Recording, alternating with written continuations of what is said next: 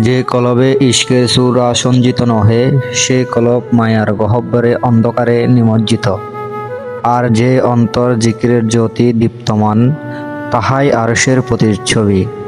মুর্শিদের নজরে যে যুবক আত্মসম্পন্ন করিল, তাহার জন্য সুলুকের প্রতিটি কণ্টকময় প্রান্তর রহমতের রোশনীতে সুবিন্যাস হয়ে ওঠে।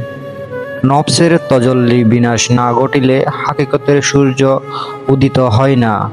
আত্মবিলয়ের ফানায়ে বাকায়াতের রহস্য উন্মোচিত, তরিকতের সোপান অতিক্রম ব্যতীত মারফতের দরজা উন্মুক্ত হয় না।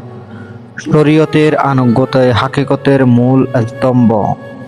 যে বান্দা দুনিয়ার মুহরব মরীচিকা ত্যাগ করিয়া রব্বানী প্রেমে মগ্ন, তাহার প্রতিটি নিঃশ্বাস ইবাদতের সুরভি বিকিরণ করে।